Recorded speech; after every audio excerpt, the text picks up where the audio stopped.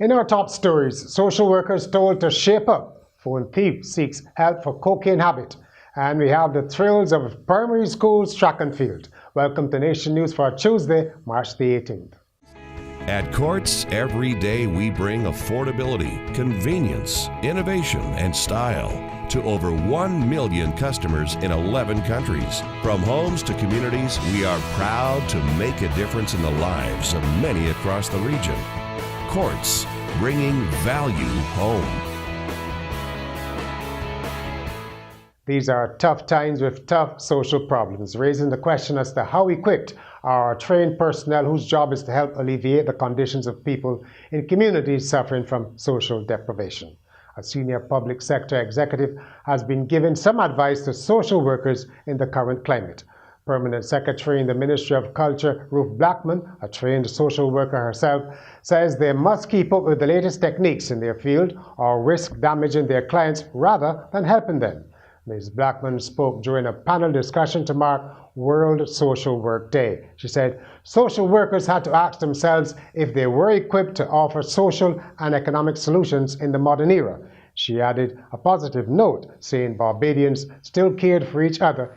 When we look at the aspect like facilitating the caring community, I think in Barbados that is where we may have the edge. Because we still have people that will give you a ripe fruit. They still have people, you have children, even if they don't give you the adult, they will help your children. So even although things might be difficult, at the macro level, at the community level, in terms of building a caring society, we find that we can still cope. A man with an apparent liking for cell phones was sent to the psychiatric hospital for assessment after he asked the court for help with a cocaine habit. 23-year-old Ayo Prince Bascom appeared before a magistrate's court on Monday facing 21 charges, most of which involved the stealing of mobile phones over the period of a year.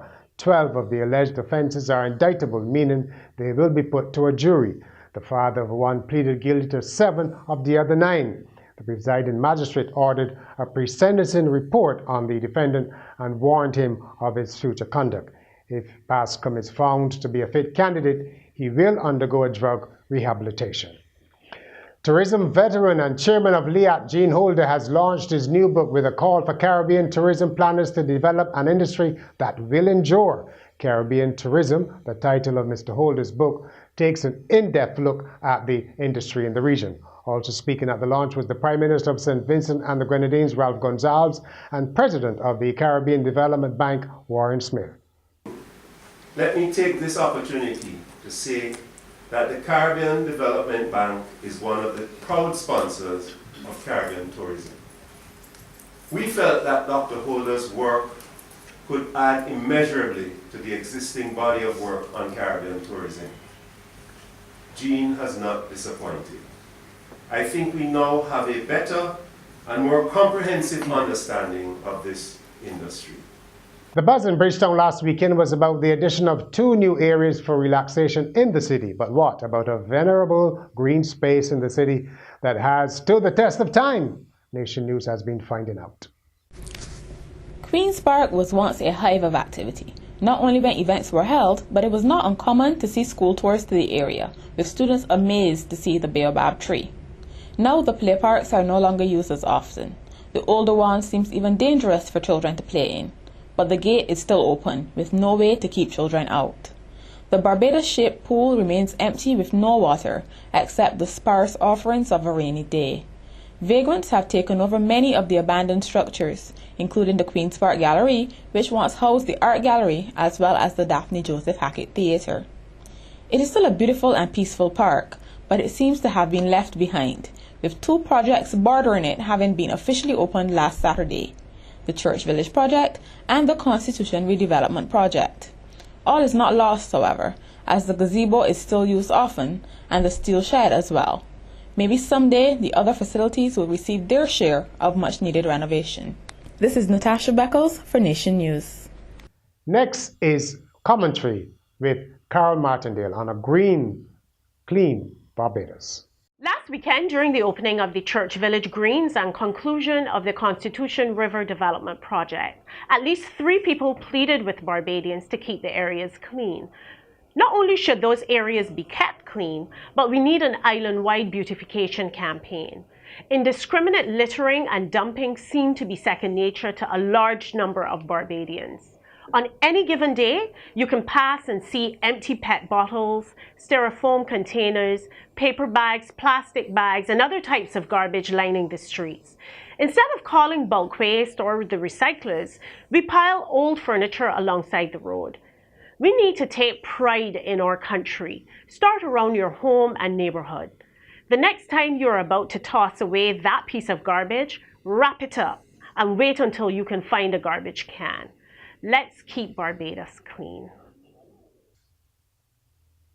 In news about our neighbours, the president of the Jamaica Agricultural Society has called for a levy to be placed on imported coffee.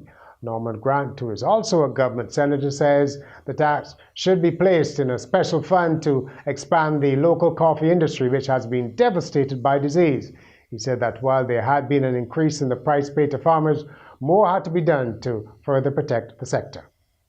Former FIFA Vice President Jack Warner of Trinidad and Tobago has described the latest allegations leveled against him as foolishness. A British newspaper story claims the FBI are investigating payments made by Qatari Mohammed bin Hamdan to Mr. Warner and his family, prompting suggestions the bidding process for the 2022 World Cup in Qatar will be rerun.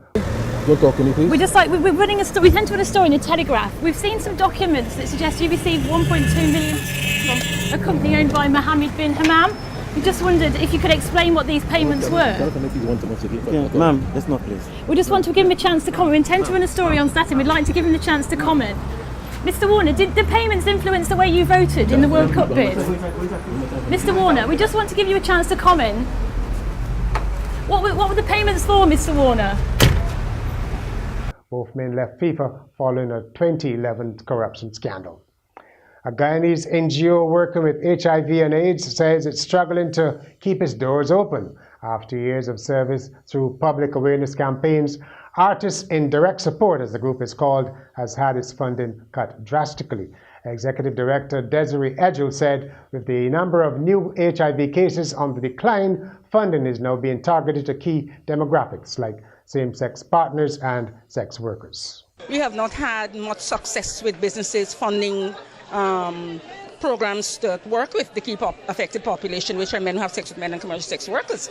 How do you then ask your boss to give an organization money to work with MSMs and sex workers, especially because it's a crime in our country? In sport, our first stop is at the National Primary School Athletics Championships at the National Stadium, from where Shaka Mays reports. As expected and predicted, the young giants of Deacon's Primary, Ada Costa Edwards Primary, Luther Thorne Primary, St. George Primary, Sharon Primary, Wilkie Cumberbatch Primary, and West Terrace Primary Schools triumphed over their competitors today during the semi-finals of Knapsack 2014 held at the National Stadium.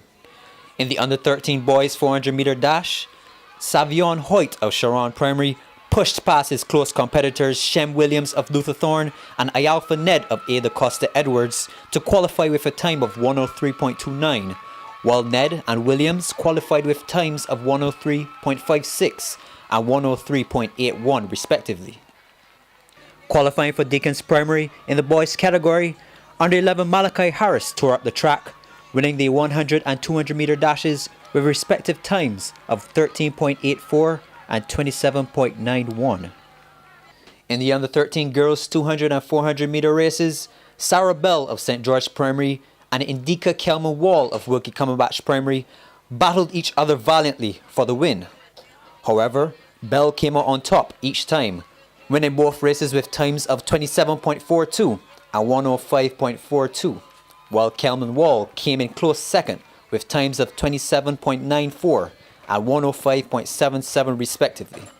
In the under 9 girls category, Giants Sky Spencer Lane of West Terrace and Samaya Dell of Sharon Primary ran with vigour, with Spencer Lane qualifying in the 150 meter dash with a time of 23.28, while Dell followed in second with 23.81. In the 100-meter dash, however, in a surprising twist, they both tied with a time of 15.59. Qualifications are in. Now the real battle begins next week with the finals of Knapsack 2014.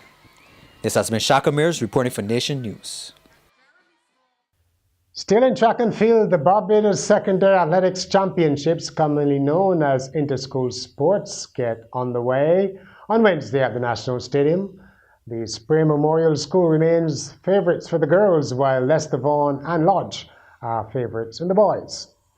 West Indies have beaten England by 7 wickets in their first warm-up match at the World T20 Cricket in Bangladesh.